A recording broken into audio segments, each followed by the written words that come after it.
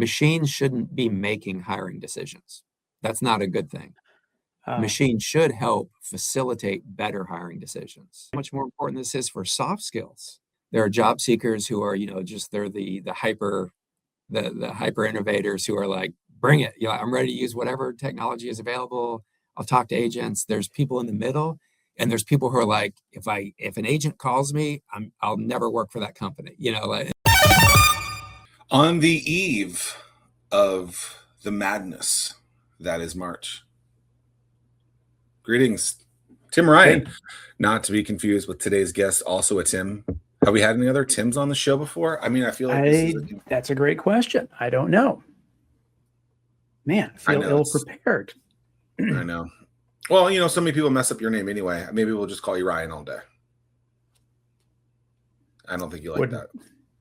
Doesn't bother me. Like back in my military days, that's generally how everyone calls everyone anyway, is by their last name. But well, it bothers me when someone calls you the wrong name, because it feels for me when people call me the wrong name or spell my name wrong. So it's there for that. There is that. I mean, nobody likes it when you mess up, and no one likes it when they mess up, when your name is messed up.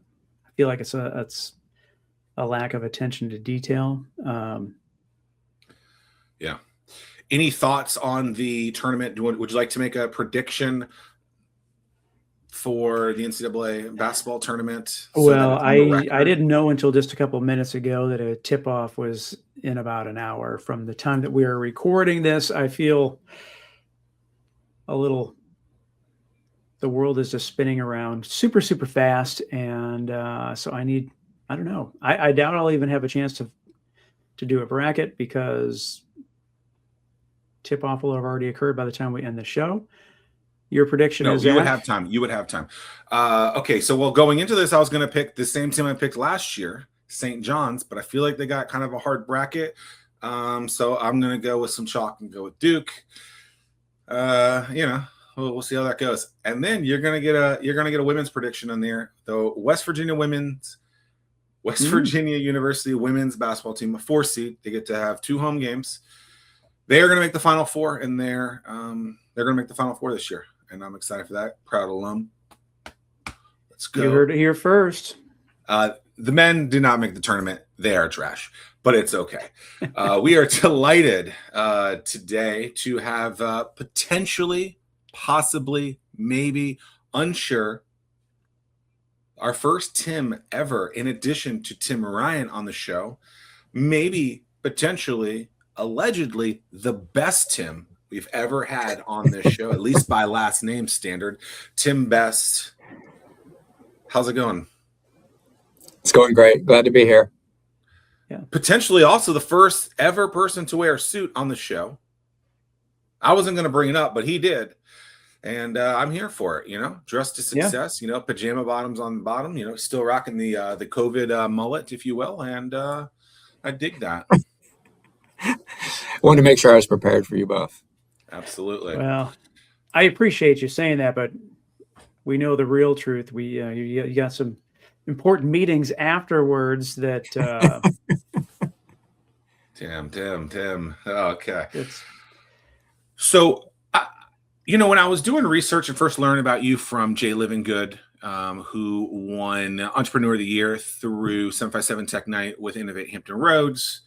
He introduced us to you. I was learning about you guys, RecruitMilitary, and one of the most interesting things that I saw first was just from the branding perspective. There's no space between recruit and military. Is there? What's the reasoning behind that? Because I think most people would think there would be a space. There's not. How did you guys come up with that? And tell us a little bit about RecruitMilitary. Yeah, no, that's great. And I actually appreciate you bringing that up, because earlier in your intro, you were referencing the challenges with someone getting your name spelled wrong. And that does happen with us quite a bit because of the no space between the recruit and military. And frankly, it was just a decision made by the original founder years and years ago to bring together a logo that he thought would be compelling, and from a URL standpoint that would work. So there's actually no big fancy story behind it other than that. Well, it's a great title. great title in the sense everyone knows what you do. That's right. That's right. And, RecruitMilitary is actually an amalgamation of 4 different brands that all had different parts and places in what I'll just call the veteran recruiting market. And as we consolidated all those through M&A, we chose to keep the RecruitMilitary brand as the go forward brand just because of exactly what you said. It's very descriptive, and it's served us very well over the years. I'm curious what we hear a lot across this region of Hampton Roads, Virginia, about the need to retain the service members that transition out of the military. I can't remember the numbers, but it's a staggering number of people that separate and or retire from the military. What is your thought with the people that talk about that's saying that we're not doing it? Are we doing a good job? What are we getting right? What are we getting wrong? I love that question. And the facts are, and this is something that the Department of Labor, their veteran employment transition program, actually puts stats out on. And Virginia is either the first or second leading state in the country at maintaining the people transitioning from the military. Hampton Roads specifically, and in RecruitMilitary, we work across the globe. We're headquartered here in Norfolk. So this is our special place, and we pay attention to it very closely. Hampton Roads does a phenomenal job of maintaining a significant portion of their transitioning service members and families. It's a place people love being. And they've also really invested locally in the infrastructure to help transitioning service members do that successfully. The local workforce council has a veteran-focused team led by a really incredible leader, Sultan Camp. And he works for Sean Avery over at the Workforce Council. The local Chamber of Commerce, led by Brian Stevens, does a great job, and Babakin up on the peninsula does a great job of helping bring together the community to really make the 757 a very attractive spot, whether you're transitioning from here or not. RecruitMilitary actually focuses on trying to attract a lot of service members from other locations into the 757 because it is such a great employment market and place to live. On the flip side, when you're out recruiting and you're talking to service members that are looking for positions, what's some of the feedback that you get from people that say, no, I'm not interested in Hampton Roads, or I'm not interested in Virginia?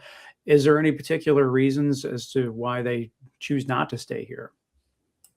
When you talk with retiring service members and families, one of the first things they're evaluating that Virginia, I think, still has room to improve on is the tax implications. I was going to bring up, that's specifically what I wanted to chat about. Yeah.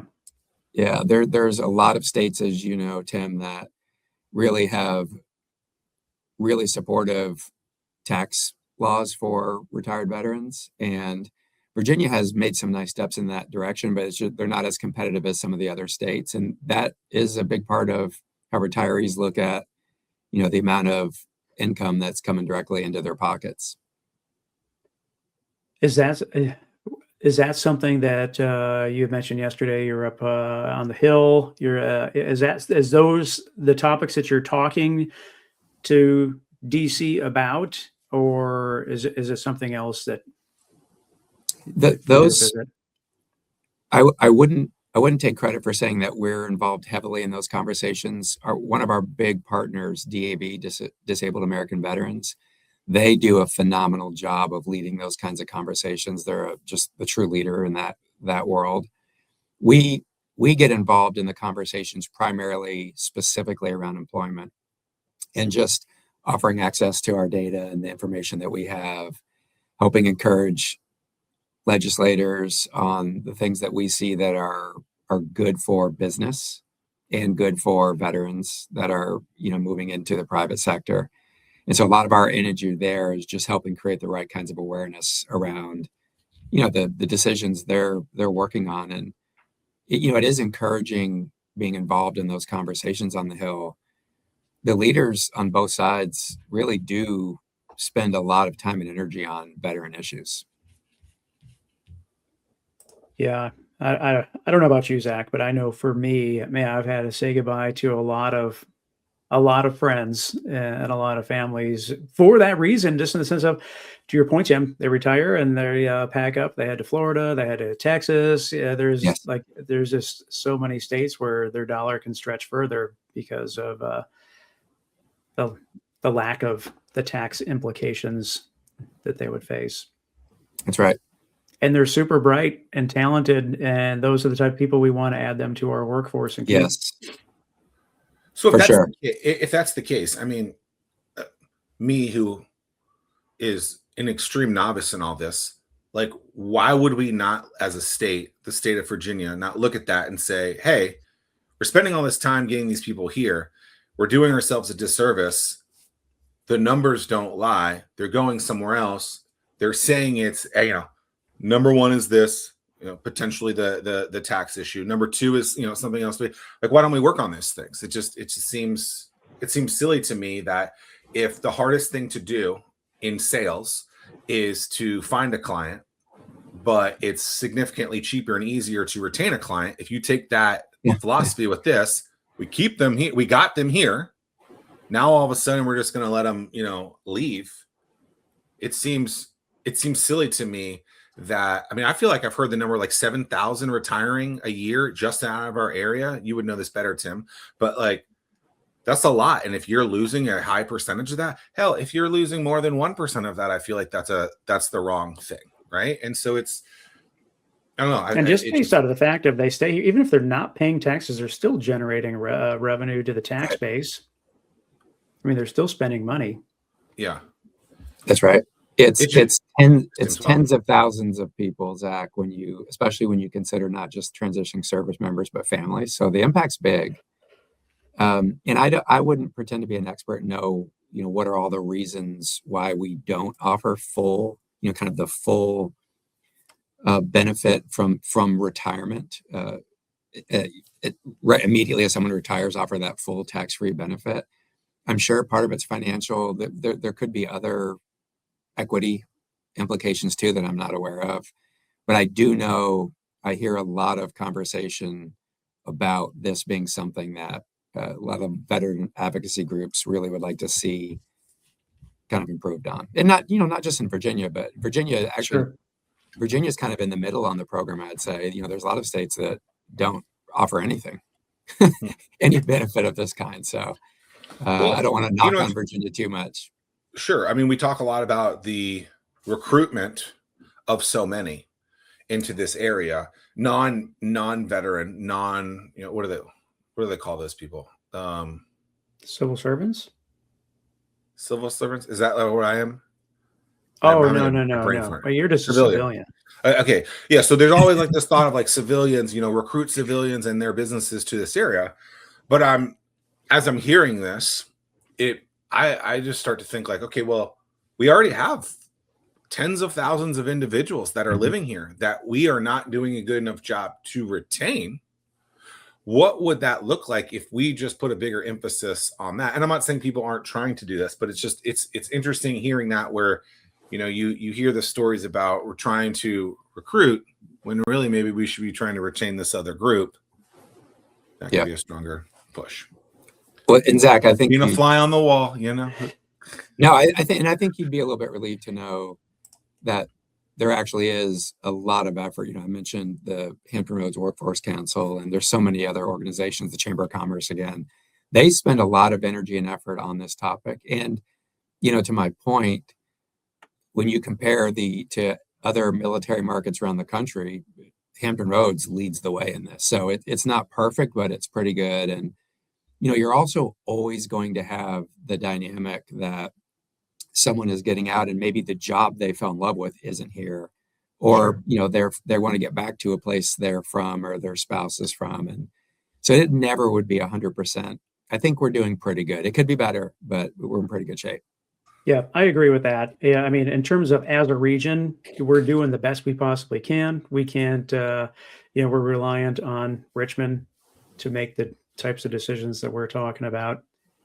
I I do think having something to ground people here, going down the road of like the lack of a professional sports team. It's amazing, you know, like military Yes. members were very, I mean, we're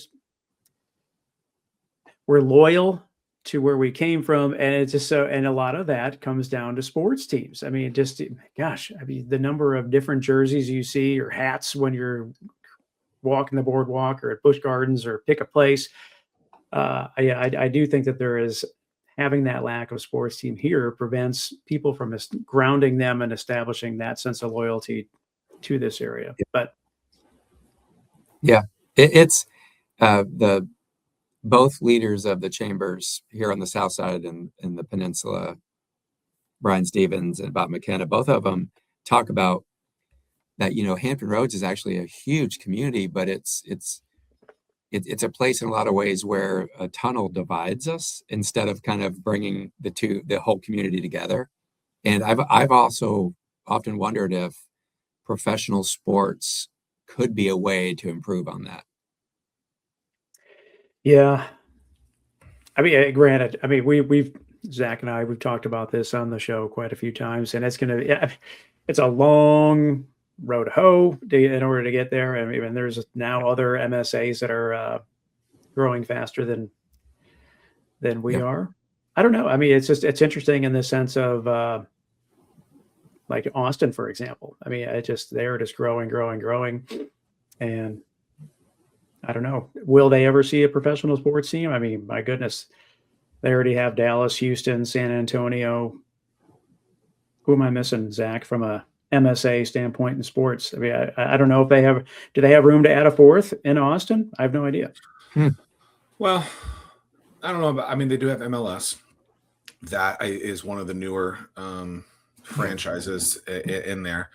You know, Austin's unique to me. Like I like to look at other areas, but it's hard to replicate. Right? If you look at the core of Austin, what do they potentially have? A major university, right? So is that the anchor tenant, right? If you look at, I like to look at shopping malls, whether or not they're dead and defunct now. I think you can look at them and say, okay, they at least know something, right? Like even like your strip mall, there's usually an anchor tenant, right? So who is the anchor tenant, right? Let's call that the university, and then all this other sprawl can come from it. I believe Dell is also there. This little company called Tesla is now there, and several others. You know, so you have these anchor tenants that people want to be. You know, it's kind of like Assembly, the building unit right now. Like think of Assembly, you know, there's an anchor tenant there, right? Or a few of them, and people want to be around a facility like that, an area like that, right? So like what is that anchor tenant? What would you guys consider the anchor tenant to the 757, right? And then looking at that and saying, okay, we need to figure out how we can go off I of definitely that. think that the military certainly would be. Of course, I know I have answers too for myself, both Yeah. Tim's, but like I want to see what you guys have to say. Like, you know, Well, I mean, if you look at just Norfolk, the Navy base being the largest in the world. I mean, that if that was a publicly traded company, that would certainly be in the top 10 in terms of market well, how many cap. Fortune 500 companies are tied to that base? Right. Oh my gosh, yeah. Yeah. So sometimes I think it's a branding exercise, right? Like the original founder of you guys, you know, saying, oh, we should figure out how to do, you know, bridge the gap of RecruitMilitary together and say they should be one.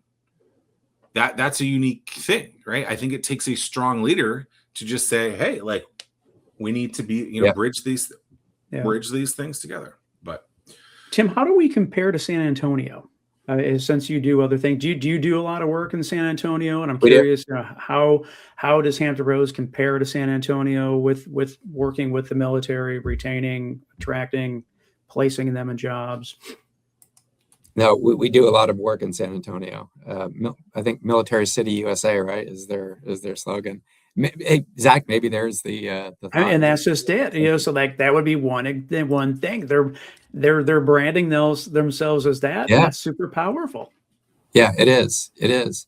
Yeah, I think we do a very similar level of successful work in retaining and attracting as San Antonio does.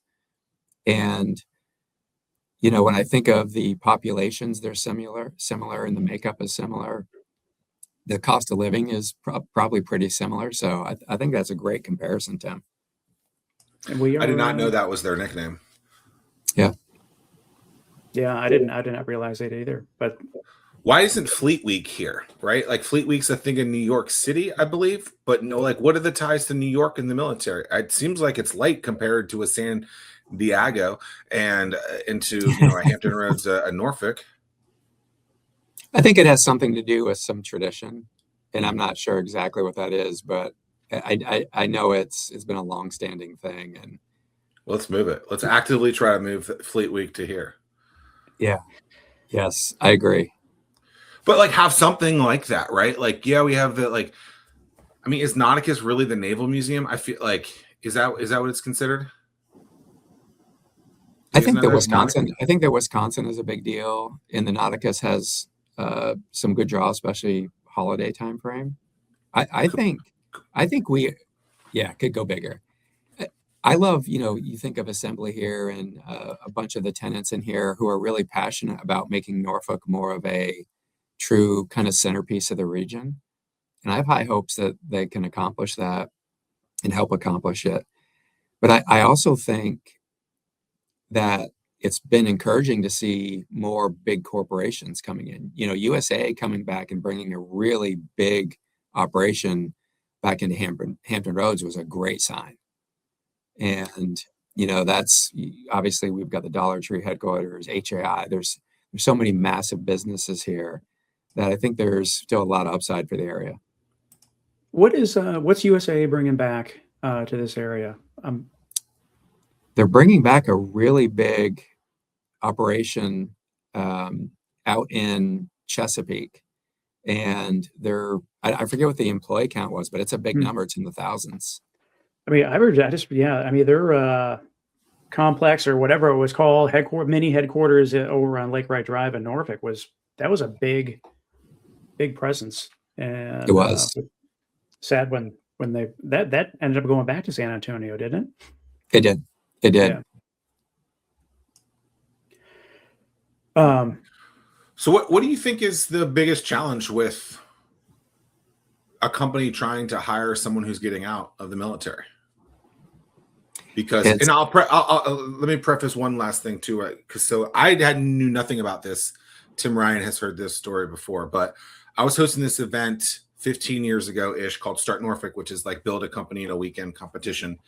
And there I met a transitioning Navy SEAL, and his name was Sean Evangelista, and ended up becoming friends with him. And I remember him telling me, he's like, I'm getting out, but I have no idea what to do next. Yeah. And I thought, like, wow, no one's ever told me that before. It was just crazy to me that we would spend all this money, all this time on these individuals. And like, here is like one of the most badass people I've ever personally met. And he's like, I don't know. Like, that seems like the wrong answer to me. And he was, thank God he figured it out, ended up starting a business of his own and doing some cool stuff with that. But like, that can't be the answers. I don't know. Like, we gotta have a little better answer than that. And granted, that was 15 years ago, so I'm sure a lot's changed. But that was a big deal back then. I'm actually glad that kind of stuck with you. And 15 years ago is you're right. A lot has changed. And I'll start with that, but then I'll answer your question too about on the company side where are the challenges. But what you ran into with that SEAL 15 years ago, there has been quite a bit that's been changed to help people go through that discovery before they transition. Headquartered here in Hampton Roads is an organization called the Honor Foundation, for example, and their primary charter is working with special operations transitioning service members about a year in advance of transition, helping go through that inventory of, hey, who am I? Where am I most useful than others? Where are my passions? How do I apply all this in a job search and get out there with some understanding of where I'm meant to go next? And they do a really good job of helping, some incredible people really develop their why and plan. And so that's a good example of how some of that has changed. And just in our space, there's a lot of resources like that are set up, mentoring, guidance. There's all kinds of, like, RecruitMilitary has all kinds of asynchronous resources and experts that help job seekers walk through those conversations too. And one of the things that we talk about a lot at RecruitMilitary is, and Tim, I know this will resonate with you. There's this, you'll hear people talk about MOS translators. I have an allergic reaction when I hear someone talk about that, because one thing we know, for those of us that are in this space and pay attention, your MOS has usually almost nothing to do with what you're going to do later in life. But the military and what you acquired and learned and honed during that time has almost everything to do with where you'll end up. And it's figuring out the gap between those two statements and knowing how to put that into action in your job search. On the employer side, Zach, the biggest challenge is, if you look at the top of that problem, is, hey, how do I connect with, if I'm interested in hiring people transitioning from the military, how do I do it? Tactically, where are they? How do I get to them?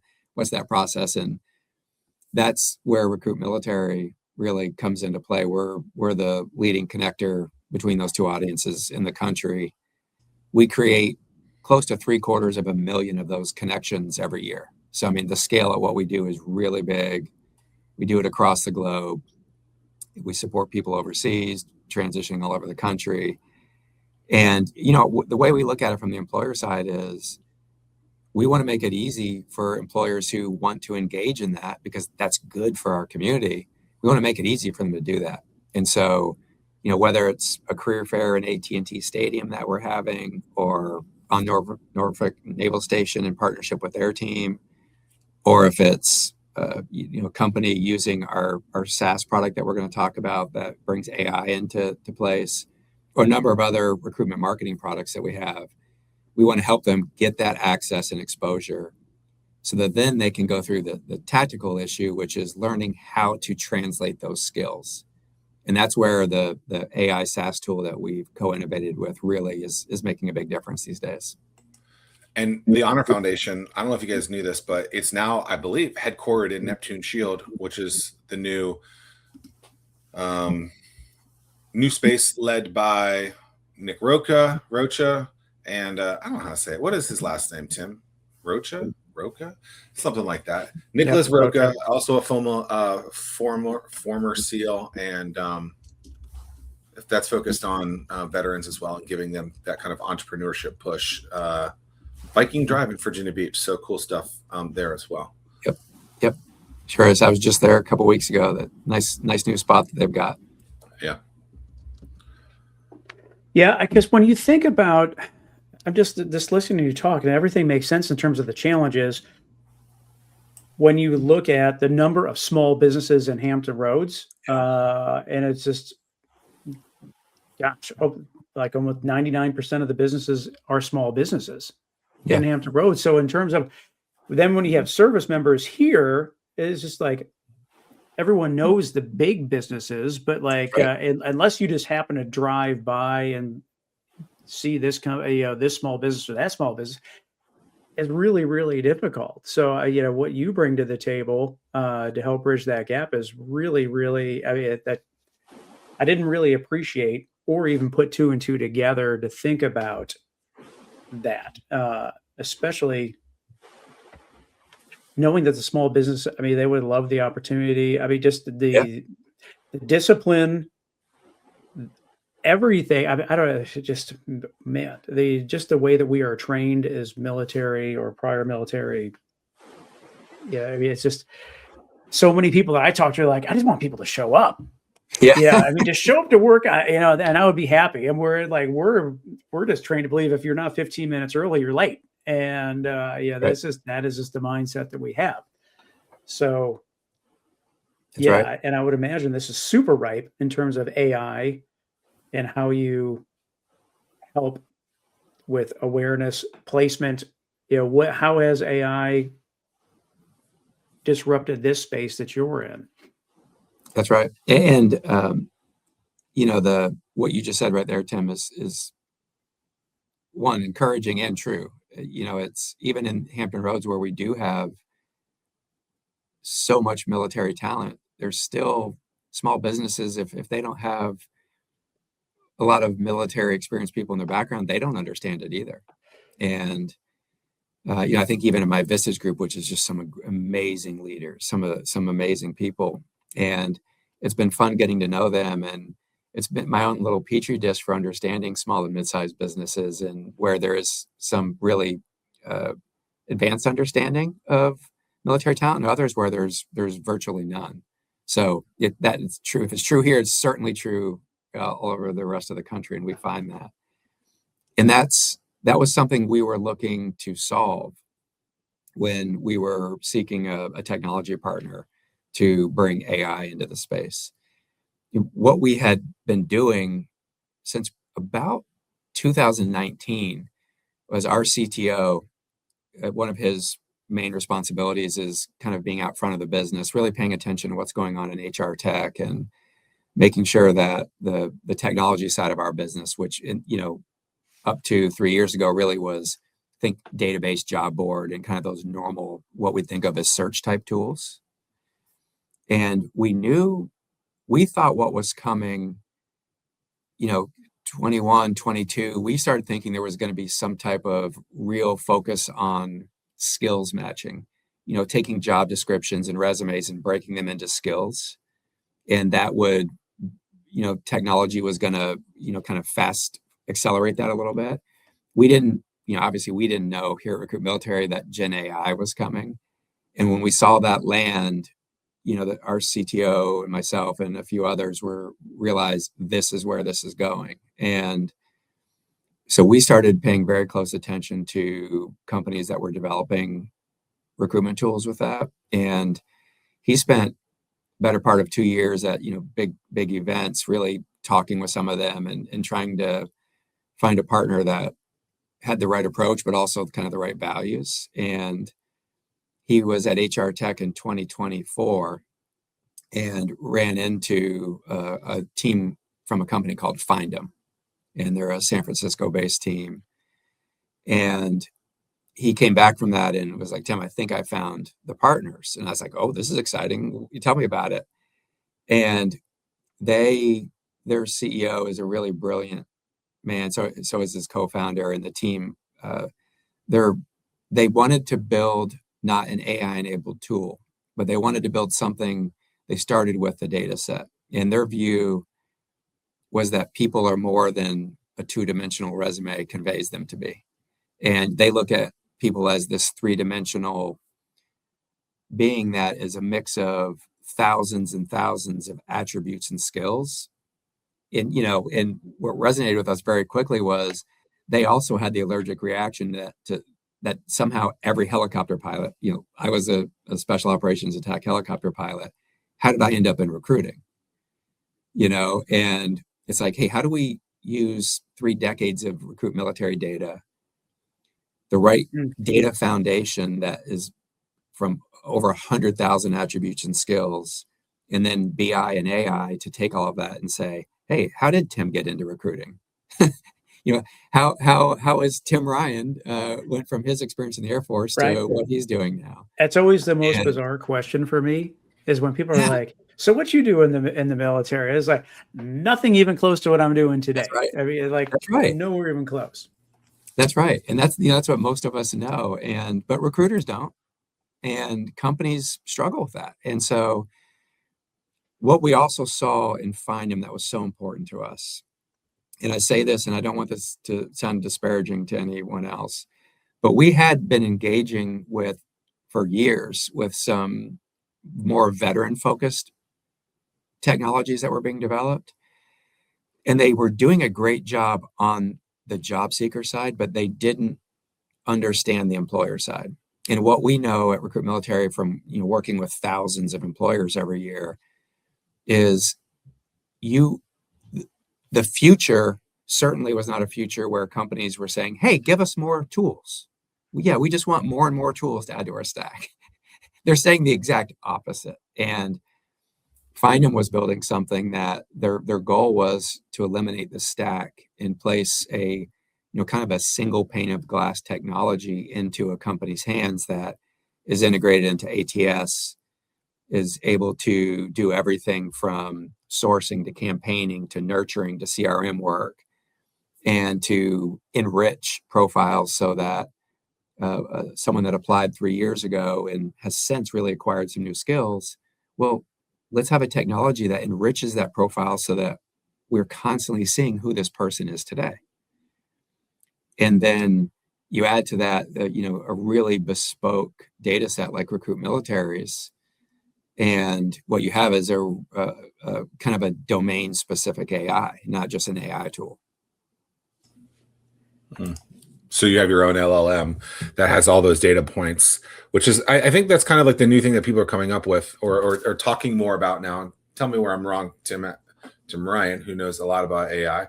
Tim Best, now it sounds like, knows a lot about AI. And then there's me, who's like, I just call them robots. But like, everyone's basing, we talked to someone recently about this, Tim Ryan, and it was like, we have like these, like the big guys, the Groks, the Geminis, the Chat GPTs of the world, they're all based off of, everyone's LLM, but there's not like very dedicated ones that are to your own data points. And now it sounds like you guys are using your data points to spin that around. Like, am I hearing that crazily? Like, because I feel like that's the future, right? Like using your own data. It was Chris Mock who was talking about it. Yeah. I'm thinking about, but like, because that's the biggest challenge is like you're trying to like have it come up with your stuff, and it's like, well, I mean, you're not even close. Like, you're hallucinating to like a crazy level because you're not grasping my data points. And Tim doesn't want all of his history and data, available to the competitors. I mean, like that's your secret sauce that you've developed for 30 years. That's right. And privacy and data security are a really big issue too when you're working with the nation's largest employers, including government agencies and the government. And it's when you think of how the tool that we've co-innovated is called the Veteran Talent Source, powered by Findham Copilot. And that tool, it's not that it has its own LLM per se, Zach, but you're right. What it's doing is it's taking unique data sets and training the tool in a secure environment, so that every single time a recruiter initiates a project by clicking on a job that's in their ATS, it's breaking that down into literally thousands of attributes, and then is surfacing job seekers where the same thing is happening with their profiles. And that's all in this secure and unique environment that's been trained on all of the data. And the other thing I think is important too, and Tim, I think you've probably seen this a lot. It's not just data that is needed to train these models. It's also that human experience. And the human experience is actually used a lot more. Like, we spent a lot of energy and time when this tool was being developed, not just in providing the data, but in providing the human context. And that's been, and honestly, that'll be ongoing. Like, I would say the tool still has, years of us continuing to do that and make sure that it's refining and improving every day. It is weird now, the whole process of the hiring process. Like, to me, I can't even imagine like doing a virtual interview where it's just me talking to the camera on my computer, and then that gets fed into AI, and then the employer determining through some algorithm if this is worthy of an in-person interview. Like, to me, I don't know, like to your point, like the whole human touch thing, like that needs to continue to be there and improved upon.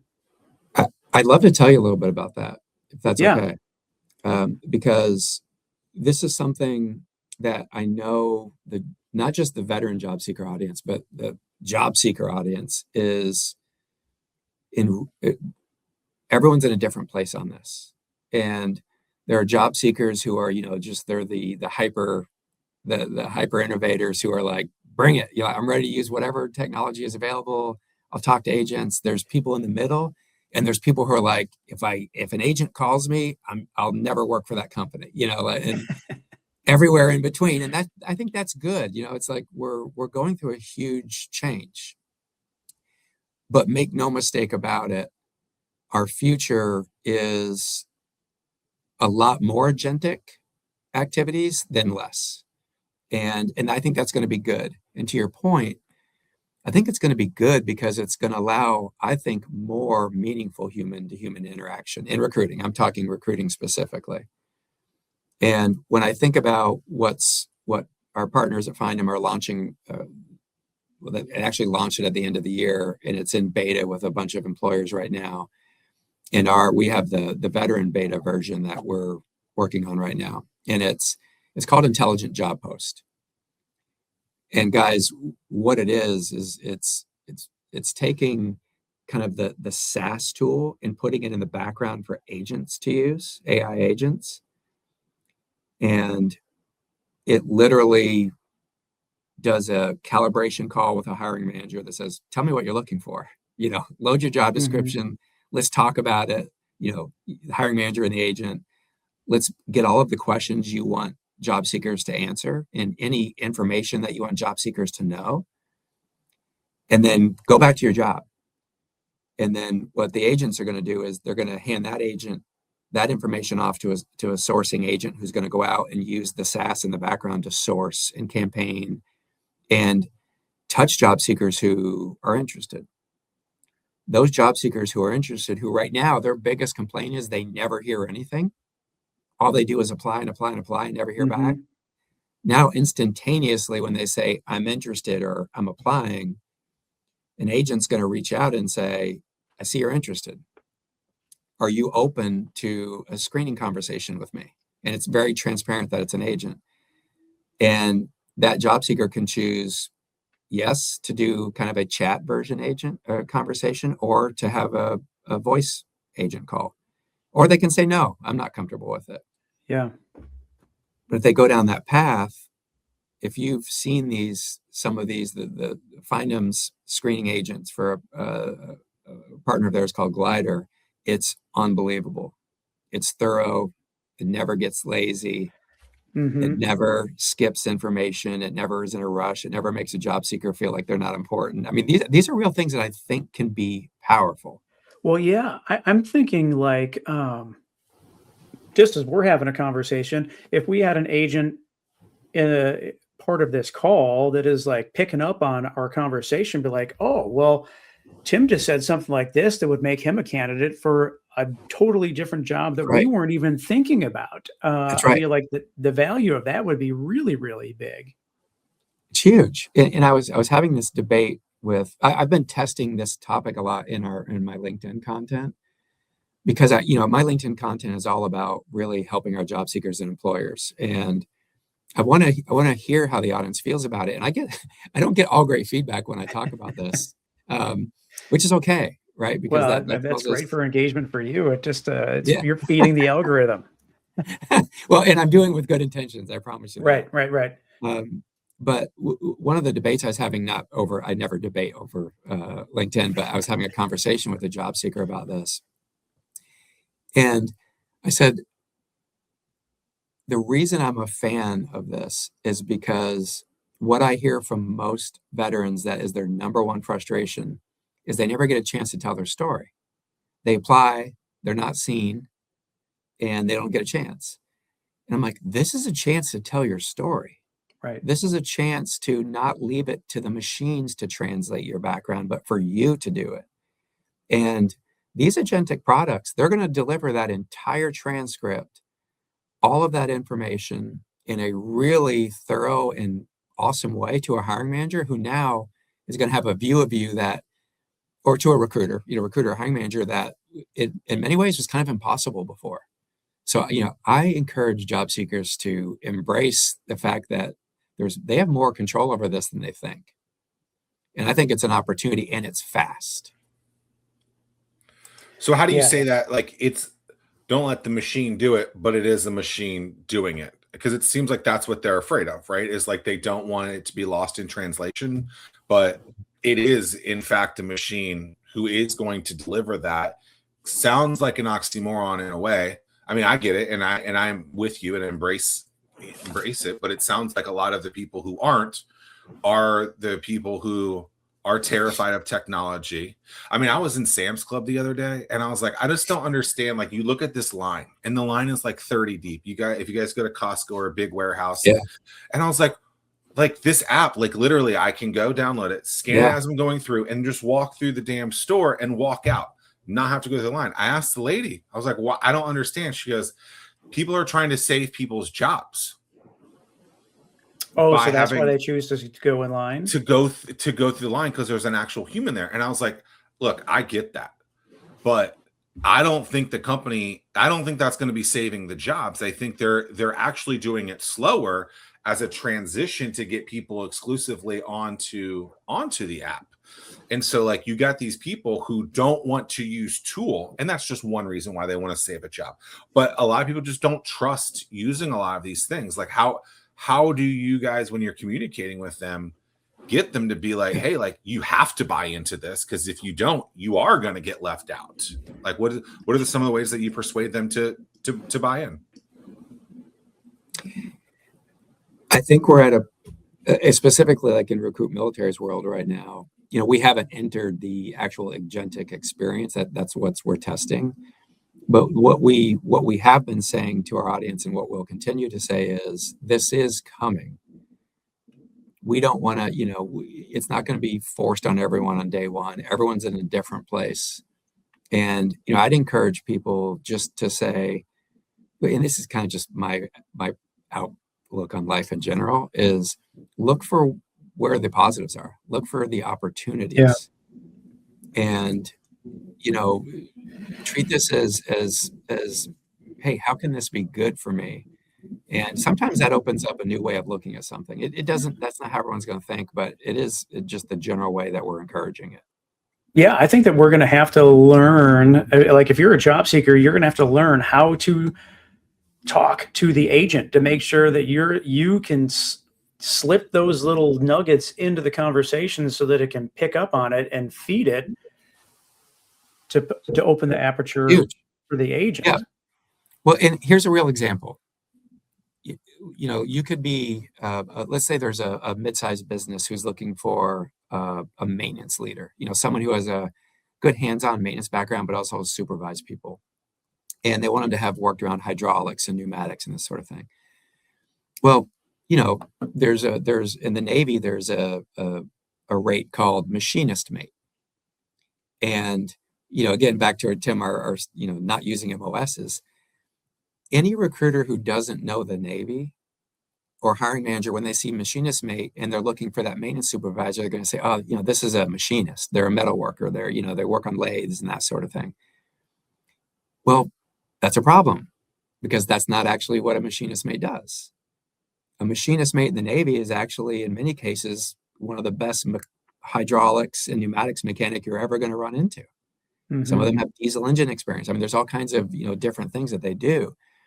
Well, a quick conversation with an agent is a chance to explain that, because the agent's going to say, hey, one of the things we're looking for is a hands-on background with these skills. And that machinist may is able to say, oh my gosh, I've been working on hydraulic cylinders for 6 years. I've been working on pneumatic pumps for 7. And all of a sudden, what before would have been dismissed at the intro now ends up in a dossier in front of that recruiter or hiring manager that says, oh my gosh, this person's got what we're looking for. And that's how I think we need, and those are for hard skills. Imagine how much more important this is for soft skills. Yeah, so for sure. I think it's a game changer if we think about it. Well, especially as, Meta just announced yesterday, day before, they're cutting 20%. Yeah. It's going to be becoming a lot more competitive as workforce shrinks. One of the things that's really interesting to me was I feel like we've crossed like a really, really important period in terms of like before CTOs or CIOs, they had their technology budget and that is what they had to work with. But now the C-suite is looking at AI as, well, we can pull from a staffing and labor budgets into the technology budget, because we're going to be able to leverage AI to reduce how much is needed from a headcount and from the cost of employee standpoint. So like when those two lines that are now blurring and merging together, like to me, that's a super critical point. It's hard for me to even wrap my brain around it. I've been involved in this conversation quite a bit because of our partners, not because RecruitMilitary lives in these conversations every day, but companies like Findem do, and investors that are behind those companies do. And this might be really interesting for both of you. What Findem, for example, and their philosophy is based on exactly that there's everyone's looking for the payoff from AI, right? Like, okay, it sounds great. Oh, you can replace people. Well, that's not what employers really want to do. I know we hear a lot about it, but I talk to leaders all the time. They're not looking to, hey, how do I get rid of all these people? What they are looking for is, how do we become more efficient, better, and see a return from AI that isn't just about somehow magically it's going to replace all these people. And what you're seeing is there's a problem with how AI is being delivered right now, or being proposed to be delivered through SaaS. And it's that SaaS is, think of the model of what SaaS is. You have more people, you need more licenses, we sell you more SaaS. Well, but we're proposing a tool that is going to require less people. Well, how does that work? And then we're proposing a tool that requires less people, that's more expensive because of the cost of AI tokens that no one has really factored into the equation yet. Right. And companies are burnt out on SaaS already. Most companies have a lot of SaaS they're paying for that they're not using anywhere close to its potential. So what you're seeing in the intelligent job post product that I mentioned, I said something specifically. SaaS is used in the background.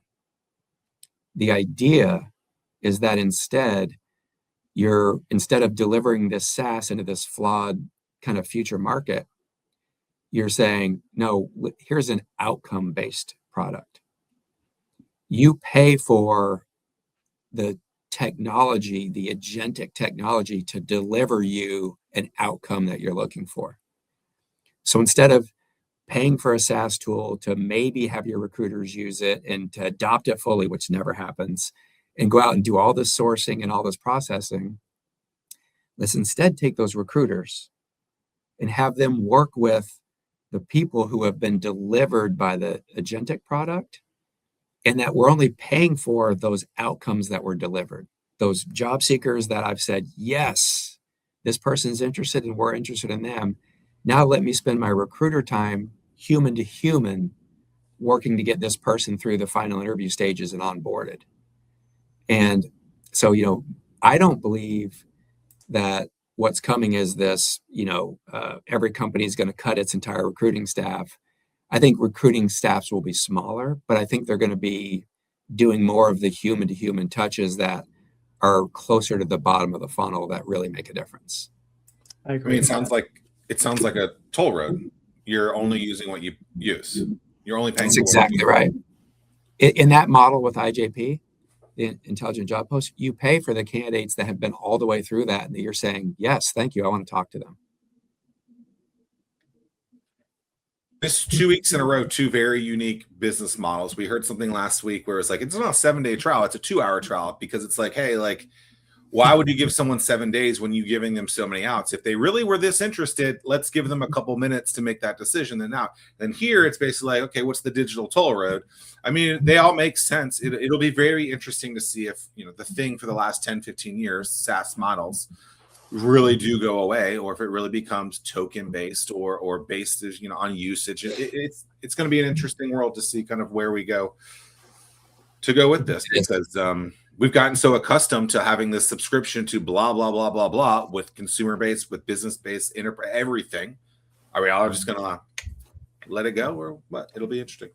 I mean, it is interesting because I think the only thing that is certain is by continuing to do the way you've always done it, you're just going to be left behind. I mean, you've got to evolve and move with this, and it's moving so fast. It is. I feel that at my core, and my company, our company, I think would probably tell you, yeah, we know Tim's feeling it because we're going really fast trying to evolve too, and it's not easy. One of the things we talk about at RecruitMilitary is we are a leader, so we need to act like a leader. And there's our employers and our job seekers have lots of questions around all of this. So we're trying to move quickly for them. And we're also really paying attention to kind of the regulatory and compliance types of conversations around these tools, because there has been some real wild west stuff going on. And our partners at Findem have the same values we do, which is start first with those in adjacent fields. There's already been regulations and compliance kind of requirements put in place, and design the tools that way. Machines shouldn't be making hiring decisions. That's not a good thing. Machines should help facilitate better hiring decisions. And that's kind of the line that we want to stay on. And I think you're going to see more of those kinds of conversations coming, not just in HR, but in lots of parts of our society as well. Can you dig in just a touch into what the Wild West, a story or an example of what that is? Yeah, it's what you've seen so far is there's been some big technology platforms. Think of like big HR systems that have been accused of their sourcing technology, doing things like grading people against people, saying this person is more qualified than that person, assigning behavioral traits like, hey, this person is likely to be more aggressive or more successful in this role because of blah, blah, blah, or automatically disqualifying someone from an application. And all of those things, now, again, they've been accused. I haven't seen any of these lawsuits go through to, it being verified and then actually, fined or something for it. But they're all basically, they're all pointing to this idea: don't let machines make decisions that bring bias and the wrong kind of bias into hiring. Interesting. And all of us know there's been a lot of work done to de-bias hiring in a really healthy way. And we don't want to see that go backwards because we let the machines go nuts. Well, I feel like the machines do that often, right? Where you say something and then it'll go on this tangent and you're like, I did not say to do that at all. So why did you do that? And it's like, it can be very frustrating. I mean, I can't even imagine it from a job seeker or a job, in the job market in general, like that. Like it's crazy. And I think that's the biggest stress and scary thing about this is like, once we kind of just let it go, it's so weird. Like, I mean, just almost in the sense of you have agents that are writing the resumes, and helping with that. And then you got the agents that are evaluating, and it's just like, that's funny within itself. And I wasn't even thinking about it from the example you used, Tim. I was thinking of like, man, we've got agents that are out there sending out offer letters, without any, like human in the loop type stuff to, that's the craziest is when people don't like, they don't trust but verify type of thing, right? I mean, I feel like that's like business 101 type of stuff, like CEO leadership 101, trust but verify. These people who just automatically just send stuff out, I'm like, what? Huh? Like, did you read that? Like, you didn't even spell your damn name wrong. Like they wrote Zach. Like, my name is Zach. Like, I would never do. Like, it's unreal. Some of the things that you see out there. I'm just like, wow. Like, it is, and everyone's trying to figure it out too. Your point about the companies are flooded with resumes and applications right now that are not great representations of the actual applicant. And so in a lot of ways, this agentic reaction to that is necessary to get to the right human conversation. So it's opaque out there. There's a lot that's difficult to see. It's hard to look 2 years in the future and act like you can see exactly where things are going. I think it's about finding responsible partners who are building things with the right conscience and intentions, and saying, let's kind of figure this out together. And I hope you guys are both encouraged to know I see big companies being very cautious in this area. That they don't want to do the wrong things. They don't want to buy a technology that is introducing bias into their practices. So intentions are largely good out there. It's just there's a lot to learn.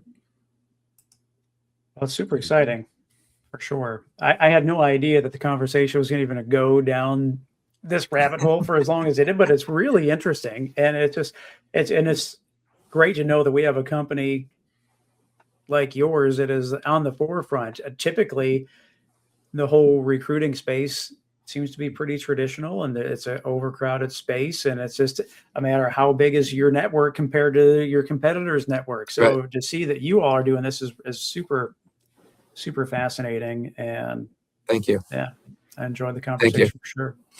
Thank you. I have one just thought for you both to think boy. about that might be interesting. I was at a AI conference at the end of the year, and there was a bunch of really amazing professors who are doing a lot of work in this area, a bunch of big time like HR practitioners and leaders in some technology firms. And we were talking about just this, the fear that is in a lot of our society right now about jobs and they're being replaced. And we were all talking about ideas, and I told him, I said, I have a vision that I hope others business leaders do too. And it's, what if instead of looking at AI as this way that we create this incredible efficiency by eliminating jobs and all these things we talked about a few minutes ago, which I'm not subscribed to. Instead, we said, what if we use it instead to create a happier workforce? What if AI is the way that we move to 4-day working weeks, and Sure. to where people aren't overwhelmed, and where, we know for a fact that a job plays a large role in someone's overall happiness.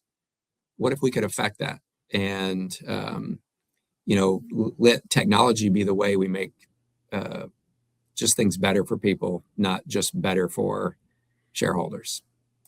I think the challenge with that, like as I first hear that, and I could subscribe to that very easily, but the devil's advocate piece of that is companies don't do that, right?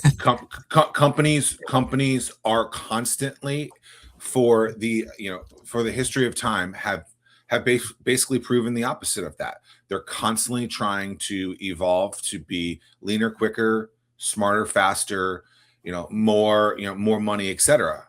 And I love, and I try to be a very positive person in that setting too, and I totally subscribe to that.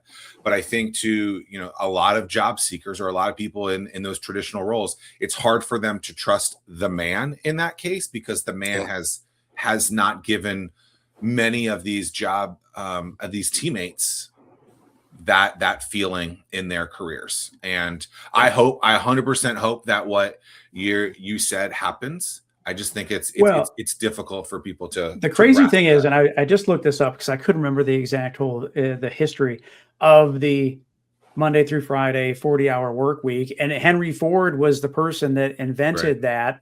Yeah. To improve productivity for the factory and for the A-frame, right? What's that? Was it for the A-frame? The first vehicle, the A-frame vehicle. I don't. I'm assuming for the Model T or whatever, Model A or whatever it was. Right, but but in terms of like, that's how that was introduced from the beginning, and maybe this is this from what you're saying, Tim. This is 0.2 or version 2 will come out and change it to a 4-day work week. I mean, it's certainly not out of the realm of possibility. No, Well, and you know, hey, consumer spending is the number one driver of our economy. Let's give people a little more time to get out there and spend money. Yeah, and I guess, now that you guys bring that up, like I was listening to a podcast, and I think it may have been the Airbnb, one of the co-founders from Airbnb, and they're like, data already suggests that an increased number of people, I don't remember what the number was, already working 4-day work weeks, because like if you just look at the occupancy and hotel Airbnb data, you know, a lot of people are staying Friday, Saturday, Sunday. So like that cultural shift is already starting to take hold. Good. Well, anything we liked Tim. You can do it. No, was there anything else that you want to mention that we have not talked about? This has been a super fascinating 60-minute chat. I enjoyed it. No, I enjoyed the conversation with both of you, and grateful for the chance to talk a little bit about RecruitMilitary and just our passion and the work we're doing, especially to bring the leading technology into the space for our community. Well, and we end every episode. You touched on it just in terms of how San Antonio markets themselves. Zach and I have been on this hunt to determine, how does Hampton Roads brand itself on either some sort of food or beverage, like the Chicago deep dish pizza, like a New York slice, or a buffalo wing? Does Hampton Roads have such a thing? We have not been able to uncover this, but it does. All right, let's go. Episode 302. Okay, so this is an easy one for me, and it's only because my kids have educated me on this. All three, after college, left the area for different jobs. One's back, but all three of them talk about how much they miss and didn't realize that Hampton Roads is the only place at Mexican restaurants where they have the white sauce. You can't see me, but I'm voicing in the background. I can hear him saying it. The white sauce, Tim. I can hear. Oh, really? Okay, so I'm not the first. That's what I've been arguing. That is a higher. That is one that is surfaced. A lot of people mention seafood, but I think that's a tough one to claim solely as ours. But I agree with you. Yeah, that's funny. Must be the Tim thing. The white sauce is great. As soon as you said get out of it, I was like, I know where this is going. I could already I could hear it. I could hear it. We've had, we started that question, I don't know, halfway through, I would think. So we've done this 150 times to ask this question. And I would think that that's 20% of the answers, which in this case is actually pretty high. So the white sauce, delicious. Awesome. People who don't like it, yeah, what's wrong? Yeah, they can. We will allow them to move to somewhere else if they don't like the Mexican white sauce. But Tim Best, you have been a great guest. We appreciate the best Tim Best that we've ever had on the show. We appreciate it, and continued success. Looking forward to meeting in person sometime soon. And keep up the great work. And love that you are building something so cool here right in our backyard. Thank you so much. And Thanks, come see me in assembly sometime. Love to see you guys.